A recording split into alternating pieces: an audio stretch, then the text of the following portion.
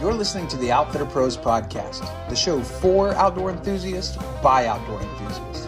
On the show, we speak with outfitter owners and outdoor professionals across North America and hear their stories of turning their passion into a profession. Whether you've been in the outdoor industry for years, are thinking of pursuing your own passion as a profession, or simply want to discover new outfitters for your next adventure, this is the show for you.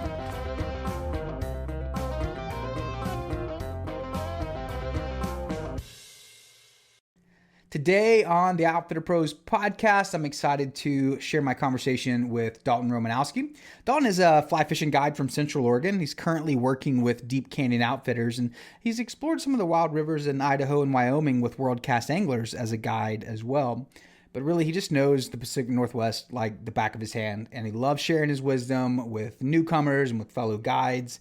And on the show, we get into talking about how he's been able to make it as a successful fishing guide in this industry. He's going to dive into some of those ways that guides can really market themselves, especially when you're being a part of a team like Deep Canyon Outfitters, to really just help draw in clients and create some memorable experiences for the people that you're on the water with. So I'm excited for Dalton to share some of these stories from his adventures today, some advice to some of those of you that are pursuing becoming a guide, and really just how to find success in the fly fishing industry. So without further ado, let's jump into the conversation with Dalton Romanowski. Man, Dalton, welcome to the Outfitter Pros podcast, my friend. I'm super glad to have you today and to talk with you. Yeah, thanks. Stoked to be here. Yeah, man, and especially too, because like you and I connected a couple of weeks ago, and I was like, man, love to have you on the podcast. You're like, well, can we do it after I get back from New Zealand? And I'm like, oh man, because that's a super destinational thing that I want to go and check it out. So I'm sure we'll talk about it on the show at some point today, because I am really excited about hearing about this trout fishing trip in New Zealand, because my gosh, just the landscape, but the fish too, man, it looks pretty awesome. So it's pretty unreal. So man, I wanted to dive in and start kind of just hearing kind of your journey. So you're in Bend, Oregon. Have you always lived in Bend? Is that where you grew up, or where are you from originally? No, I grew up in San Francisco, Bay Area, actually. I went to college out in Maine, and that's kind of when the fishing bug kind of took hold. I grew up fishing with my grandfather, and then picked up fly fishing pretty much as soon as I moved out to Maine. And yeah, since then it's been a serious addiction. Now, when was that? When did you move to Maine and start fly fishing? Man, that was 2013 now. Wow. So yeah, been in Bend for about 8 years now. Wow. So yeah. Wow. Very cool. I've never been to the Pacific Northwest, or I've never been to the Northeast to fish really either. And it's pretty close. The Northeast is, at least to me, in Tennessee. But I've heard there's some phenomenal fly fishing up there. So there's all kinds of places that I want to go, but I live so close to a pretty phenomenal trout fishery that it's hard to leave. Mm-hmm. Yeah. So totally. So man, you grew up fishing with your grandfather, because this is the kind of where I like to start, right? Is like, where did this passion even begin, right? You grew up fishing with your grandfather, but I mean, is that something that, were you an outdoor kid? You were hunting, fishing, you were doing kind of all the outdoor stuff, or like, when did you start noticing that this is something that I like really want to pursue and I really love doing? Yeah, I was a city kid growing up. Growing up in San Francisco Bay Area. And I went to a camp when I was 16, kind of like Outward Bound. I was doing a lot of backpacking and primitive skills.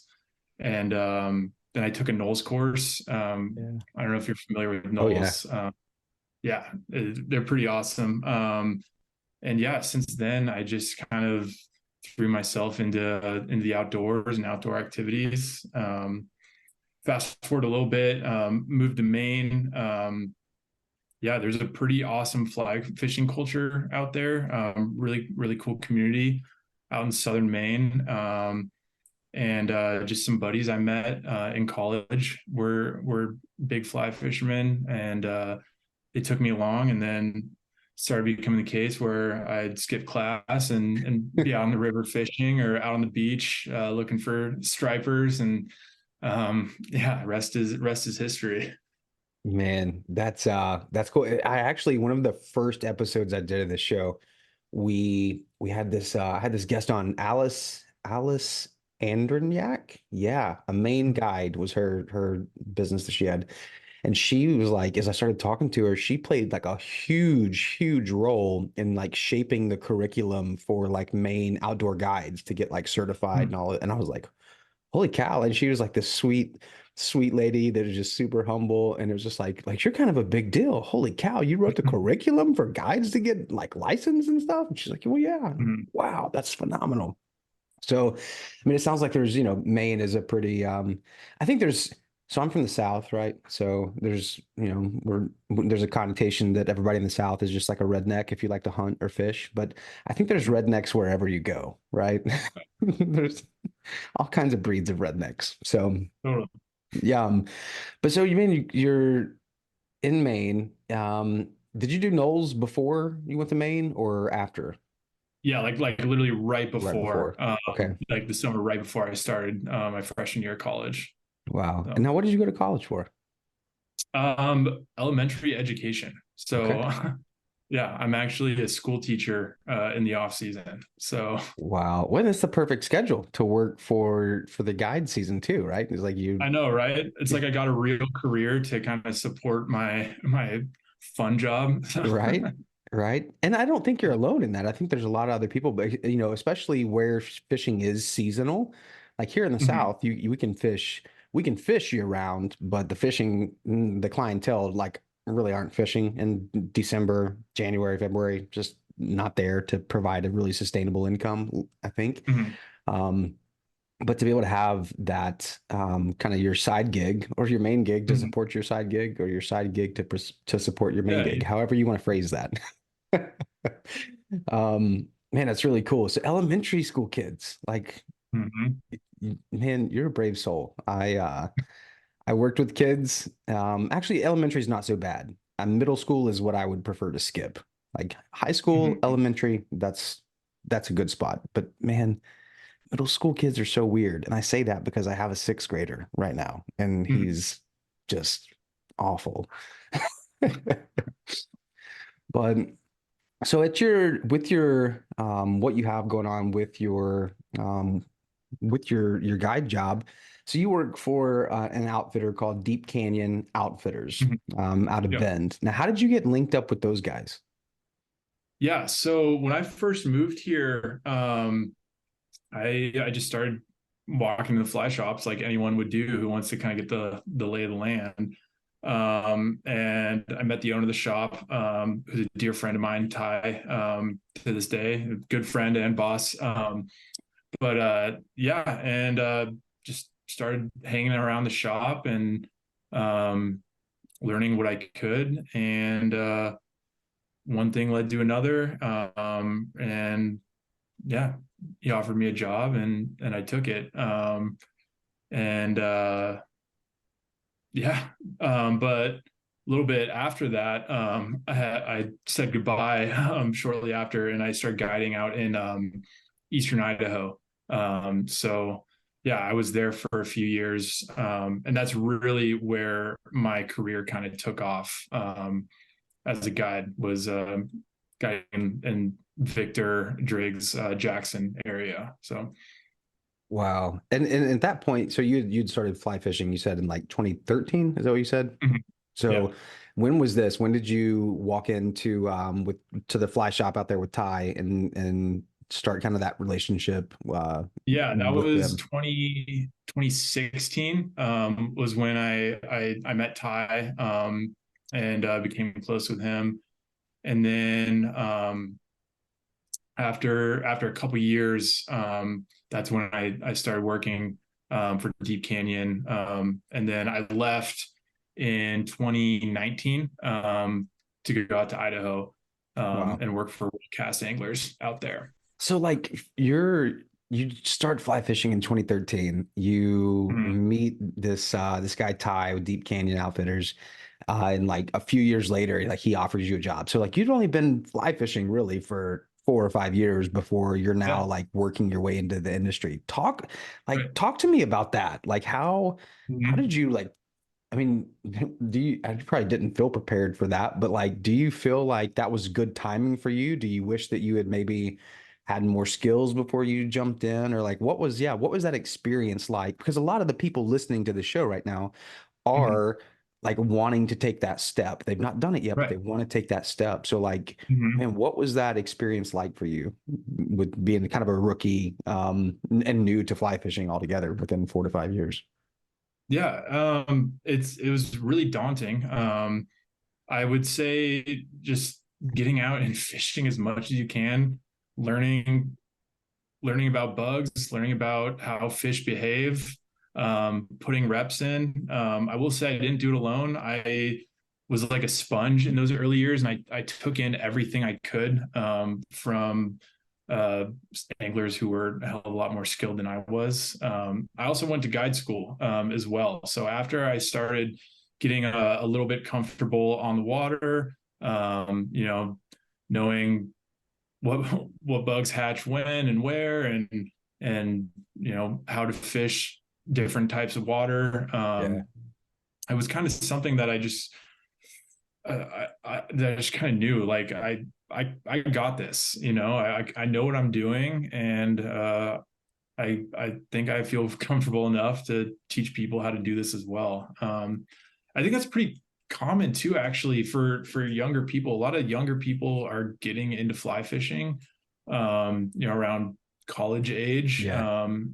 And Yeah, I know a lot of guys who actually started guiding when they were in college.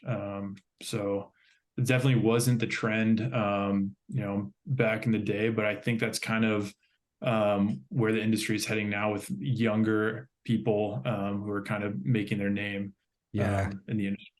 Yeah, and it's so different. So like I was a guide. I was a raft guide in Colorado. Mhm. That's how I got how I got into guiding. And of course, that was I went to, we had 3 weeks of, guide training, and then they released us to raft down Browns Canyon on the Arkansas River. And so like for you going to guide school, was that something that the outfitters kind of made you do, or was that something that you just said, "Hey, like I want to do this kind of on my own, just so I know that I'm going to give, everything I have to the clients that I am taking on the river." Yeah, well, so Ty, he said, we could probably get you on some walking weight trips, but you got to learn how to row a boat Sure. if you're going to get anywhere in this industry. So that was kind of like the main reason why I went to guide school, was so I could learn how to row a drift boat. Yeah. And Man, that was the most rewarding experience. Shout out to Western Rivers Guide School through World Cast Anglers. They do an amazing job. Yeah. Wow. Yeah, and I think there's something so rich in those guide trainings too. One, just for your own confidence, right? Of just like boosting your confidence, boosting your ability in yourself to say, "Oh man, like I've got this." Especially because rowing a boat is not as easy as people think that it is. It's like Yeah. it's especially because you're facing forward and it's almost backwards how you're Mhm. having to row. And so it's definitely not as easy as people think that it is. And so there's a lot of skills that go into that. So man, that's really cool that you kind of took that step into that. And so with this guide school that you went through, graduated guide school, and you started guiding commercially there in Idaho first, right? Mhm. Yeah. Mhm. So, man, what are some of the challenges, because out west it's very different than it is here. So, like here, Mhm. you can get a $125 guide license in the state of Tennessee, and you can just start guiding, Mhm. right? But out Yeah. west, it's far different. The Forest Service, the Bureau, the BLM, like they have a lot of different restrictions that kind of inhibit just your standard, independent guide from just being his own Mhm. business, right? So you have to work Yeah. under a licensed outfitter Yeah. as a licensed guide to run trips Mhm. commercially. So like stepping into that, outside of your guide training, stepping into a commercially guided role and position, like what were some of the challenges that you kind of ran into in that first season trying to kind of build your book of business and really try to start, Yeah. getting trips and setting yourself apart from the other guys? Yeah, I would say the biggest challenge was just having that confidence in myself because when you're a first year guide and you think, hey, like I know what I'm doing, but you're also guiding alongside dudes that have been doing it Mhm. 40 plus years. Some heavy hitters in the industry that could be really intimidating. So um, what I liked to do was I would just pick the brains of these people, and eventually it would get to a place where I'd have guys who have been doing this for years that were like, hey, like what bug was working yesterday for you? Or I saw that fish that you posted on Instagram. Like, nice work. Like, just those little interactions really helped me early on. And eventually it'll get to a point where regardless of how long you've been doing this, you will feel, a part of your community. So yeah, just finding that confidence and being okay with being the runt of the litter for a little bit, taking some time to get knocked down, having those tough days on the water, those are all really valuable experiences. Like you're not, when you first start out, I wasn't expected to be the best guide. I wasn't expected to have those 50 plus fish days or to have clients calling me the next day wanting to book again. Like, Mhm. it's a learning experience. And I think outfitters who have been doing this for a long time understand that there is a learning curve for younger guys. Sure. Sure. And even with that, like that first year where you're learning, you're growing, you're getting knocked down, and then you're pulling yourself back together and really just having these learning experiences that are really invaluable in shaping you into the guide that you want to be later on. Like what with some of those first kind of client experiences that you had, how did you find the clients were, obviously, because when I was a first year guide, I never told anybody I was a first year guide unless they like Yeah. explicitly asked me, and then I had to Yeah, tell them. But it's exactly. like I'm never like, hey, this is my second trip out ever. Totally. Like, how did you find kind of interacting with clients on those days that were pretty hard? I mean, what was their kind of response to that? Yeah. So I a guide who I worked with at Worldcast, his name is Hope Strong. I learned so much from this guy, but um, he anytime he would be passing me in his boat, like I would just hear him laughing and talking and just always like saying something with his clients. And then I'd talk to him and be like, man, it sounds like or it seems like you had an awesome day. He was like, oh yeah, we got skunked, but we had a blast. Yeah. So being it's not about the fishing, it's about the experience. So if you are able to control the controllables and create a space where your clients are still having a good time even if the fishing isn't great, you'll be fine. I've had days where the fishing is just so tough, so we're going to work on casting techniques, or Mm. we're going to work on reading water, or we're going to flip over a couple rocks and we can look at some bugs. Like, there's other things that you can do when the fishing's tough. And on these tough days, I've found that clients will still want to book with you Mm. if you're able to create that experience. It's not always just about the fishing. Yeah, no, I think that's really good insight because it's such an experiential and relational thing, right? To be a guide and to be a client, right? Because I think we realize from the consumer standpoint, hey, yeah, I booked this trip because I want to catch fish, but realistically, like I understand that if the fish just aren't biting, they're not biting. I don't care if you have the perfect, cast, perfect men, perfect drift. Like if they're just not biting, they're not biting. And so Yeah. to be able to facilitate more of an educational experience when that's not happening, I think is really, really crucial and really important because anglers, most of the ones I've met are all lifetime learners. Like they're never done, they always want to learn more. And I think that's a really cool characteristic trait of anglers is like their willingness to say, hey, I don't know everything and I'm willing to learn more. So to be able for you to be able to do that is pretty cool. So if you're listening, take that note from Dalton and make sure that you're doing those things. So talk to me a little bit about as a new guide, as a guide working under an outfitter, how do you kind of go about um, how do you kind of go about marketing yourself apart from all the other guides within the same outfitter? Like, what does that look like for you? Yeah. So if you're lucky enough to work for an outfitter that is getting bookings, that's first step, right? You're getting, I think my first season, I had like 100 plus days with people I had never fished for or fished with rather. And I know that's not always the case, depending on where you are, Sure. but um, building those relationships with clients is super, super important. So just because you have the most amazing day with some folks on the water does not mean that they're going to book with you again. You can't expect that to happen. I've learned that you really have to build relationships with people and talk to them out like in the off season. So I do newsletters. I do like emails. I'll shoot texts with some clients saying like, "Hey man, like how's it going? Like you've been fishing it all, things like that." So yeah, I would say building those relationships with your folks is really important. And yeah, if you are a personable guy and your guys are having a good time, then chances are they'll book with you if you put a little bit of extra effort into it in the off season. So. Sure.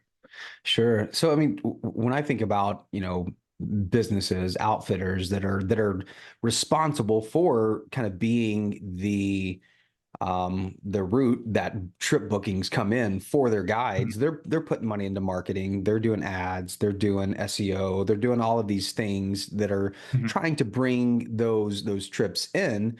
But are there things that you could do maybe in addition to what they're doing to bring that in? How does that, I mean, how does that even work for you to like think about digitally marketing yourself to bring people in? Like what do you do for that? How do you manage that? Yeah, I mean, Instagram is great. If you're good at Instagram and social media, that totally helps.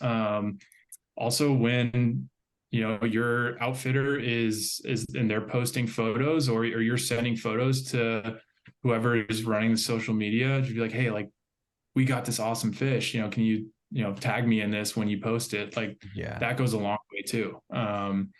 And you can also make your own website.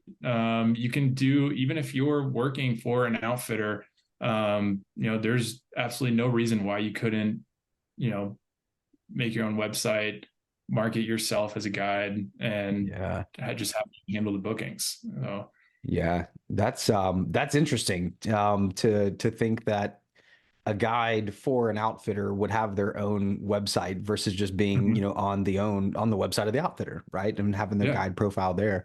Um, Man, yeah, that's a really interesting kind of take on that. Now that you mentioned that, I have seen maybe a handful of people that have done that, and I've just never, yeah, I guess understood the thought process behind that. Because if you're not your own business and you're having to still go through this business, then how does that work? But man, there's always things that you can do is what I'm taking away from you, right? Like there's always things that you have in your control, your power to grow your book of business because you're your own guide that is just Mhm. working for this brand. Man, that's really cool.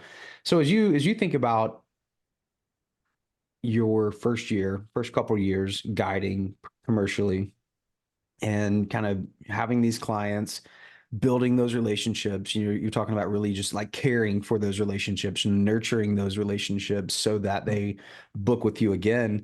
I mean, what kind of advice would you have for like client retention, right? Like and again, relationship is a big part of that. You said you were doing emails and things like that, but like, what are the kind of the conversations that you're preemptively sending out with emails to try to get them to book with you again? I mean, how are you nurturing that? Because I'm sure a lot of Yeah. people want to know the answer to that question. How do I get repeat clients? What do I do? Yeah. Exactly.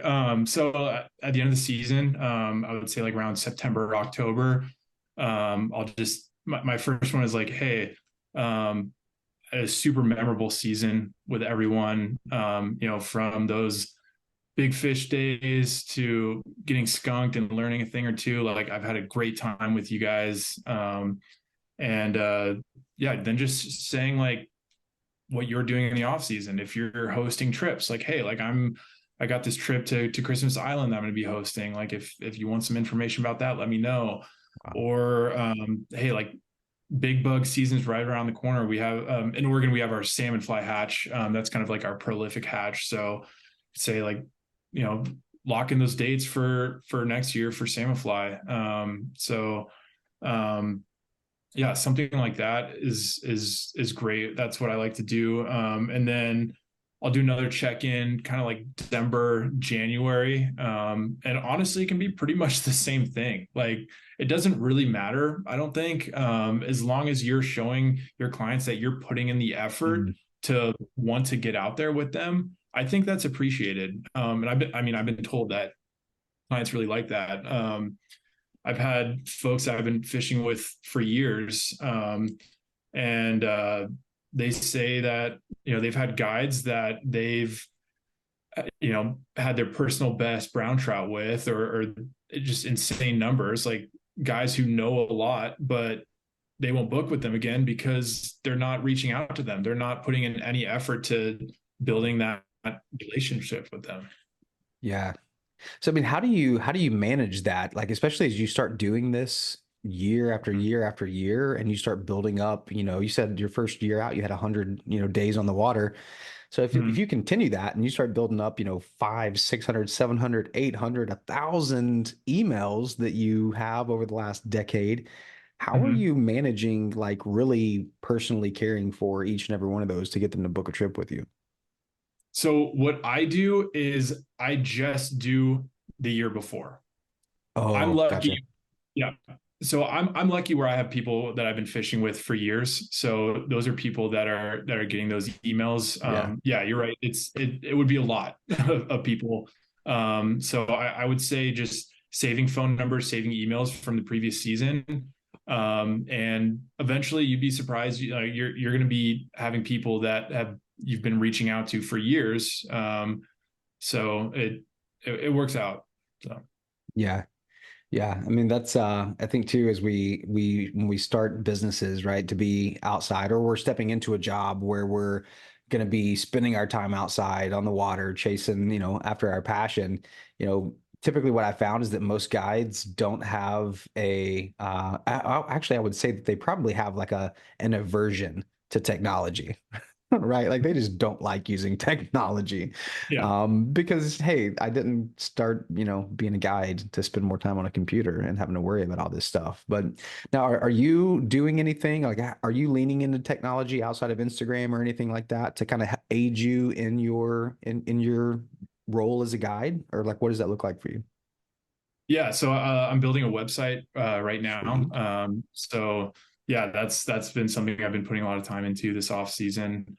But really, if you are that kind of person that is adverse to technology, it's email and Instagram. I think just starting out, those are the two things that you really need. No, Yeah, and for whatever reason, it seems like because like I'm a marketing guy, that's my background, but it seems like in the fly fishing world, like Instagram seems to be way better than anything else, right? I mean, they're yeah, still on Facebook, but those audiences are so totally different. But Instagram seems to really, really be good for fly fishermen. So email and Instagram.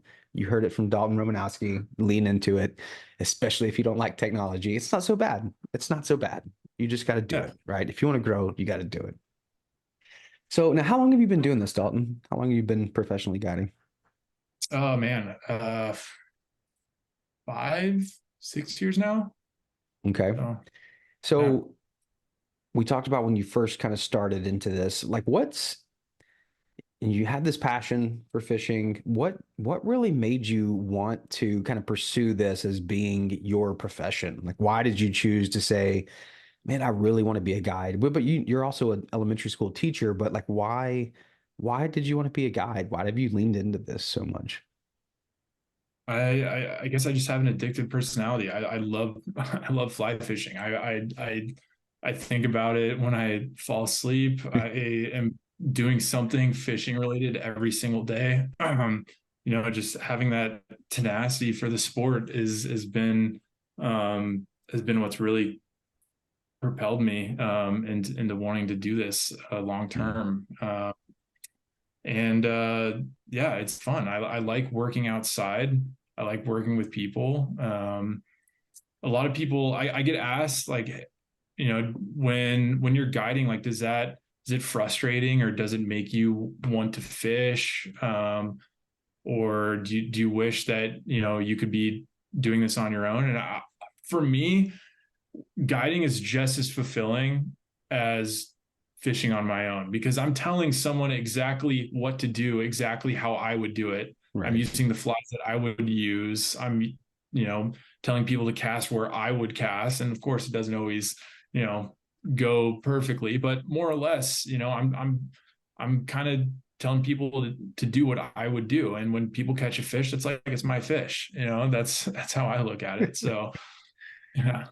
Yeah, no, I love that, man. That's I think that's a big reason that, most all guides, outdoor guides start is like, man, we love being outside and we love people, right? We love talking to people, teaching people. We just love being in relationship with people, doing something that we love doing, right? That shared passion for the sport of fishing, in this case. So as you think about over the last, 5 to 6 years that you've been doing this professionally, do you have, and I'm sure that you have a lot of these, but if you had to pick just one, what would be one of the most memorable experiences that you've had, in this 5 to 6 years of guiding? Oh man. That's a tough one. I got to go back to my first guided trip. So this was a walk and wade trip on Bitch Creek in Idaho. And I was guiding an older man. He's in his 70s. His name's Earl. He's a dear friend of mine now. And his friend, Shelly. And there's it's really rough terrain. And I think I was holding his hand pretty much every time we were walking to a new fishing spot. I think he fell, Shelly was tripping over rocks, and I was inside. I was just like panicking, like, oh my gosh, like these guys, like they're gonna get hurt, or this is like a little too intense for them. And they were laughing, and we caught a ton of cutties that day. Um, and I've fished with them every single. So yeah, I would say the trip that I thought was a disaster that actually ended up being pretty awesome. Was That's my most memorable experience on the water. Man, yeah, those and in the moment it's hard to see like past, the fear of what could happen, right? But I Mm-hmm. love stories like that are like, man, you're so worried and anxious in the moment, but then it turns out to be like obviously one of the cool, it's worthy enough for you to share on a podcast of being one of the most memorable experiences that you've had. So those are the fun ones that I think that we get to do this with people, right? All the Mm-hmm. time. We get to create memories for people, whether it's hooking into a big brown, in some pocket water or whatever, like just these crazy cool experiences that we get to share with people. It's why I love this. And I don't get to guide like I want to. I'll just do some private raft trips and stuff, but man, I don't get to do it like I used to anymore. Maybe I should. Maybe I should start guiding. I don't Yeah, know. do it. I don't know. But that's the problem being like entrepreneurial like we are here is like if I just chased every dream and every desire that I wanted to do, man, I would, first of all, my wife would probably leave me. She would not want, she would not put up with that very long. Um, so as I mean, we just said you've been doing this for 5 to 6 years now.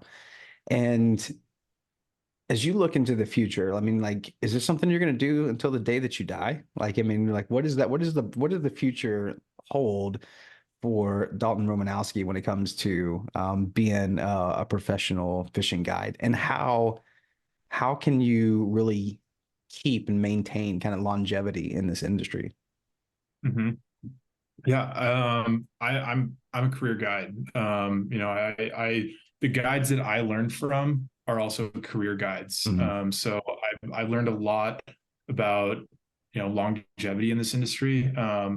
For me, finding an outfitter, if you're working for an outfitter that gives you autonomy over your schedule Mhm. and your client list, is really important. There I know some guys who are working for outfitters, and they kind of get a talking to if they're taking days off. And thankfully where I work and where I worked at WorldCast, we were encouraged to take time off. That's good. And I think that's huge. I kind of found a ratio that I like: 8 days on, 1 day off. That kind of works for me.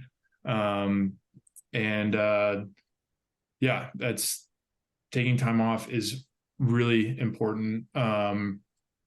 And also being able to kind of do different things. Like, I'm lucky here in Central Oregon, where I can go fish lakes, I can go fish on the chutes, I can do a walk and wade trip somewhere. So not just fishing the same stretch of water every Yeah. single day. As I've been blessed where that hasn't been the case for me. Um, so yeah, so what I was saying with the autonomy over your schedule and your client list, having an outfitter that genuinely cares about you is really important. So yeah, don't feel like you are pigeonholed to one place. Don't be afraid to shop around early on. You'll know when you find kind of your home. So yeah. Yeah. So, and I mean, a big part of that too is just like the working relationships with other guides, right? Is like, Mhm. because from in my experience, and maybe you could speak to this even a little bit, because, and I'm not sure what the market looks like there. How many other, outfitters are in and around Bend doing the same thing that you're doing. But I mean, have you found, how's it been working with other outfitters? And I mean, what does that kind of look like and been in your experience? Yeah, I mean, I think having worked for different outfitters has just allowed me to know what kind of place I would want to work at. If I were to ever leave here, I know exactly what I would look for in an outfitter, wherever that may be. And Bend here, I think, or Central Oregon, Oregon in general, the industry is pretty cutthroat out here. Mm, There's a lot of outfitters. There's a lot of guides out here.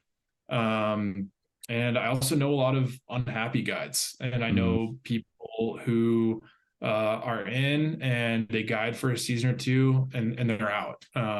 See that a lot here.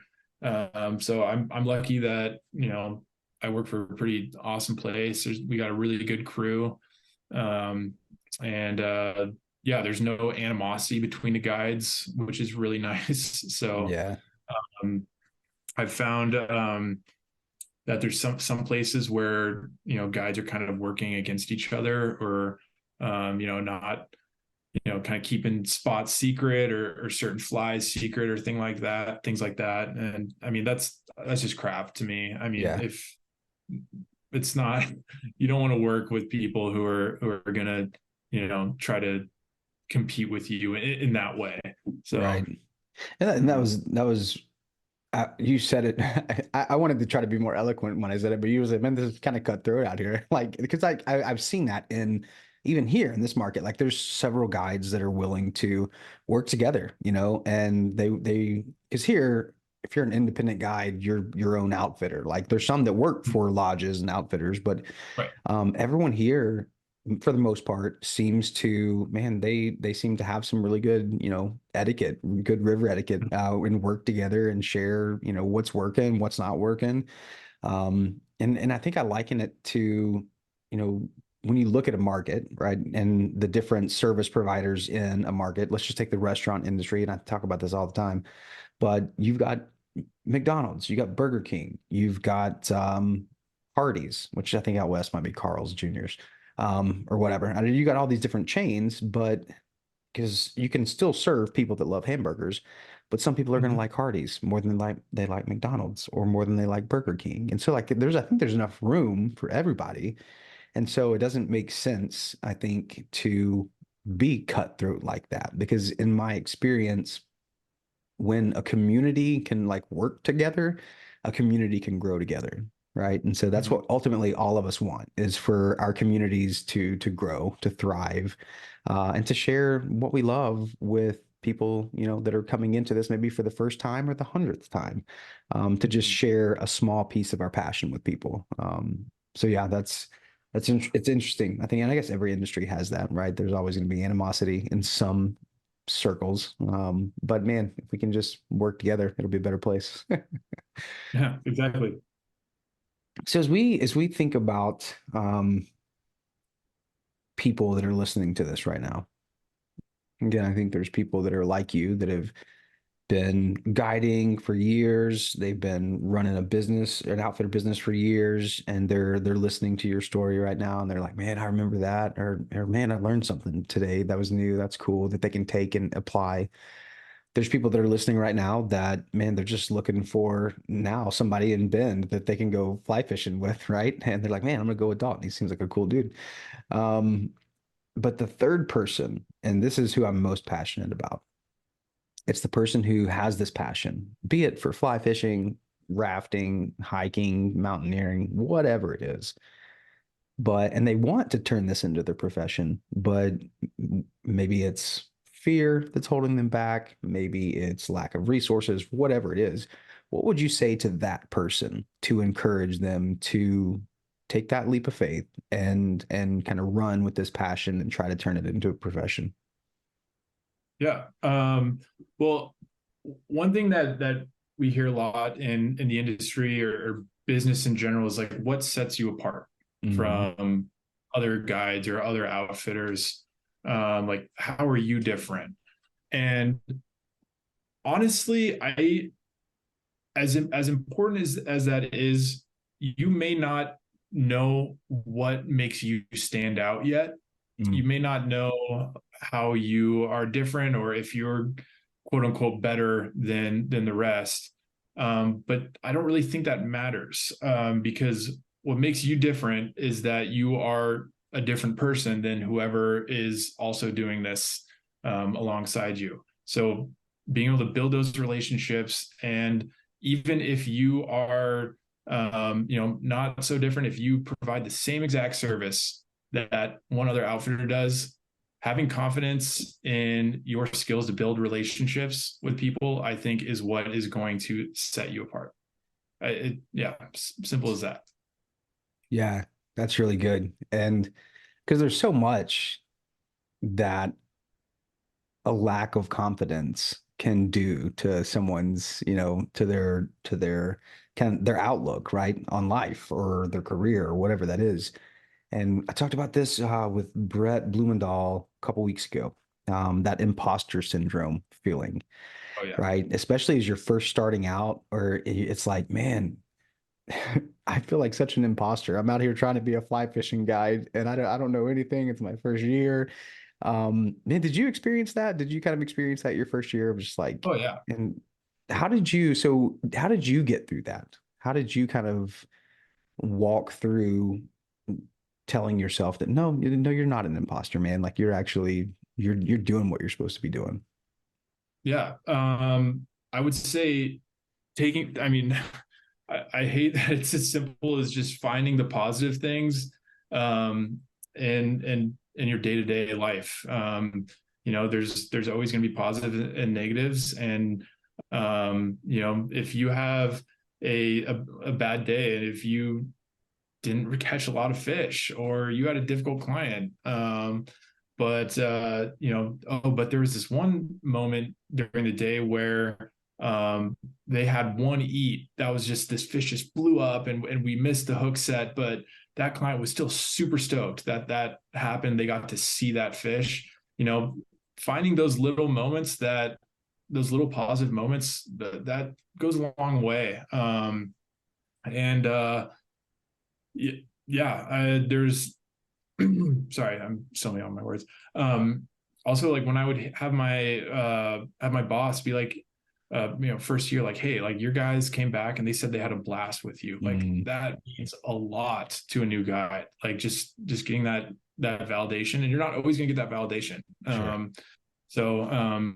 But yeah, finding the positives in a sea of negatives really helps. And I kind of had to go through that imposter syndrome twice. Like, starting out at WorldCast and then coming back to band full time, where I'm this somewhat established guide out there working for one of the best outfitters in the country, and like, out here, like, no one really cared. So I kind of had to build that up again, even though I've been guiding for years before I started guiding out here full time. So Yeah.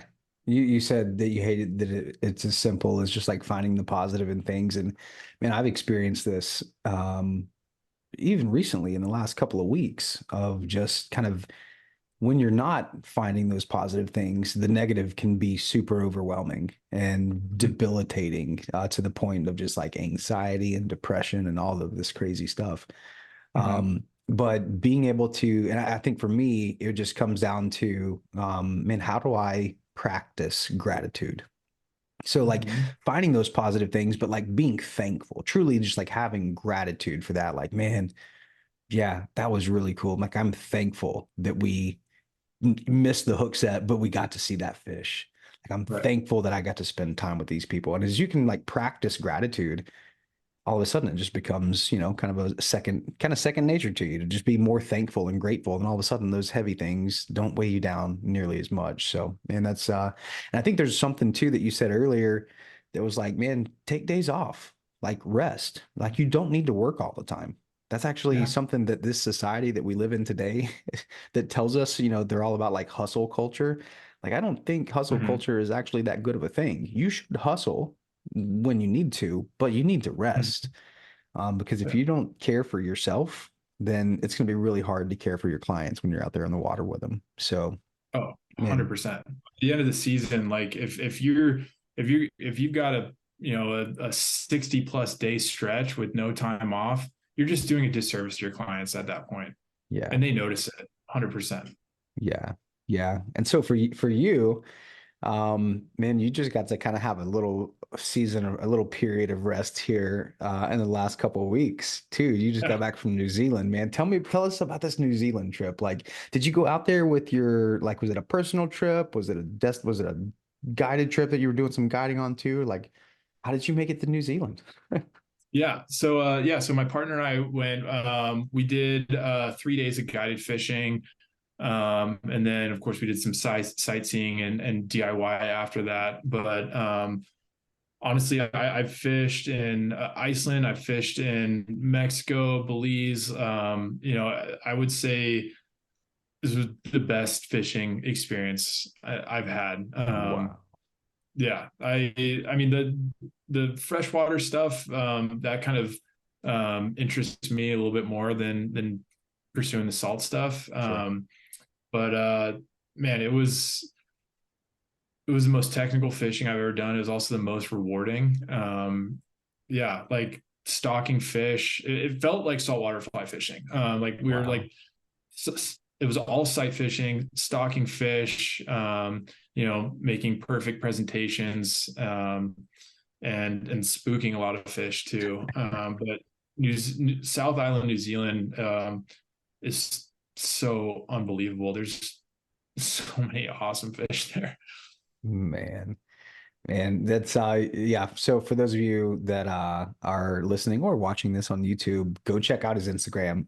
We'll give you that handle here in a minute, but go check out the pictures from New Zealand on his Instagram because it'll make you want to book a trip there. Did you guys like book through did you know somebody over there that was a guide or something like that? How'd you know who to go with Yeah. over there? So I for years I've been watching Mike Fisher's YouTube videos with Southern Latitude Guides. He does these awesome movies about fishing in New Zealand. There's a ton of them on his YouTube channel. So that's kind of how I discovered, Mike and Hans and the guys at Southern Latitude.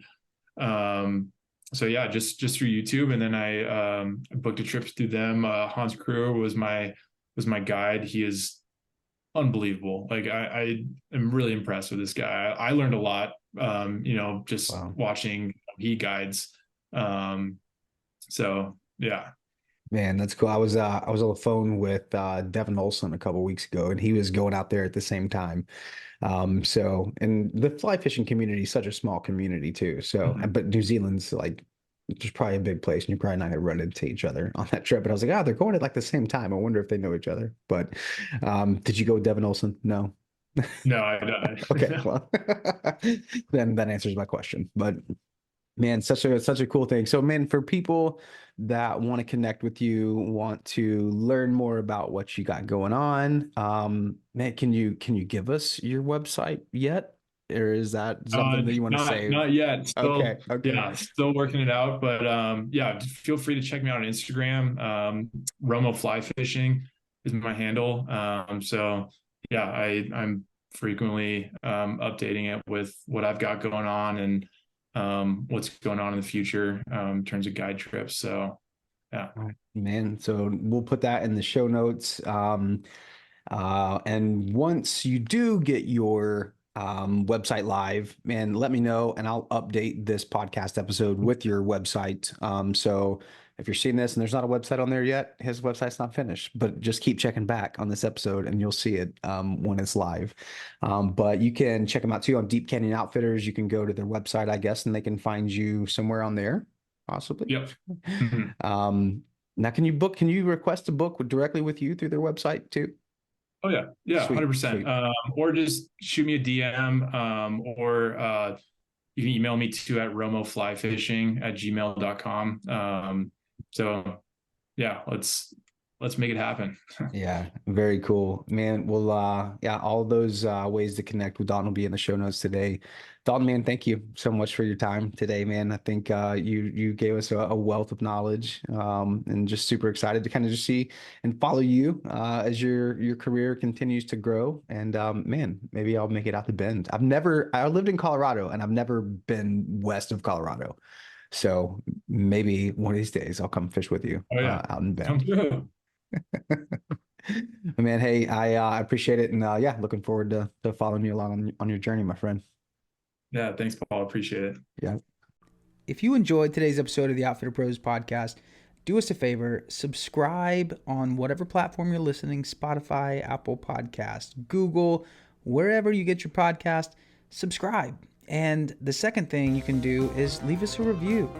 This really helps us to get more traction, get more exposure on the platform that you're listening to, so we can continue to share the stories of outdoor entrepreneurs across North America and inspire the next generation to pursue their passion for their profession.